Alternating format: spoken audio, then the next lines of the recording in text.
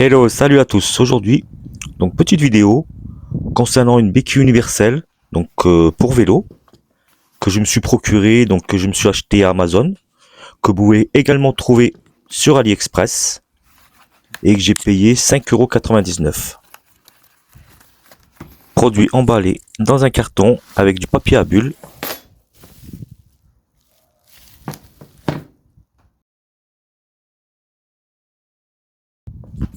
Matériau qui constitue cette pièce d'après le vendeur, donc d'après la description.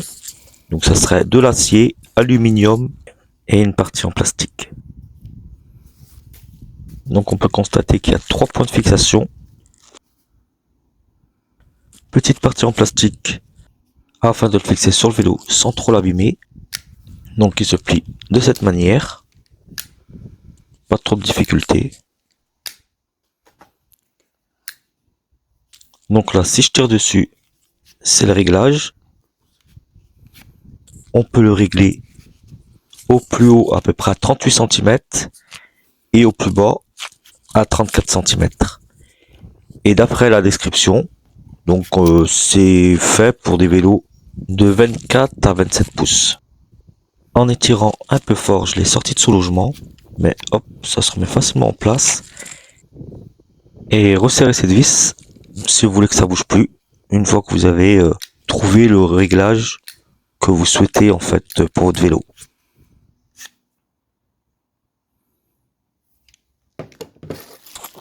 Petit sachet qui nous est fourni avec, donc qui dispose de.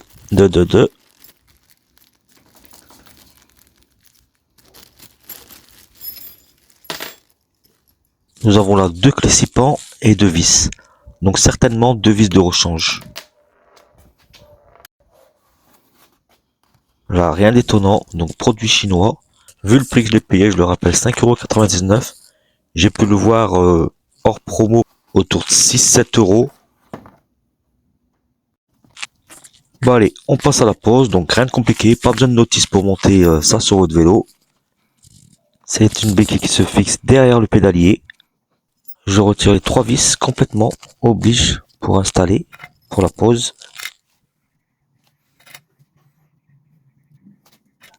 La béquille, c'est vrai, c'est vraiment une option pratique pour stationner son vélo. Et c'est vrai que c'est aussi utile quand on a des accessoires sur le vélo.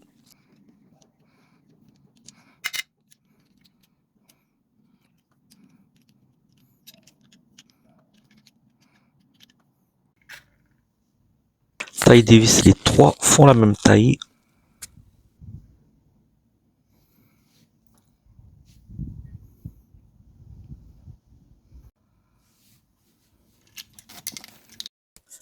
Première tentative en essayant de simplement enlever les 2 vis du haut, mais bien obligé de retirer les 3 vis. En tout cas, ce qui me concerne. Peut-être que vous avez peut-être réussi à retirer simplement 2 vis pour réussir à faire la pose complète.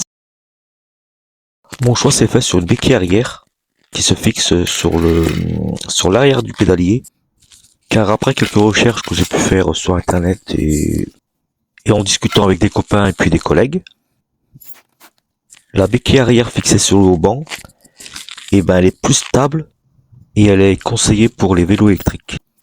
Comme un vélo électrique pèse entre 20 et 23-25 kg,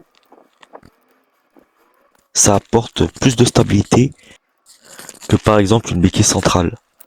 Au Zino, vous avez la béquille centrale double, mais esthétiquement, qui est très bien pour les vélos électriques et apporte beaucoup de stabilité. C'est ce que vous voyez des fois sur le vélo par exemple de la Poste, qui sont très très bien. Mais par contre, je trouve ça encombrant, c'est lourd. Elles sont plus lourdes, plus chères. J'ai pas adhéré quoi. Voilà. Après, c'est une histoire de goût, une histoire de choix.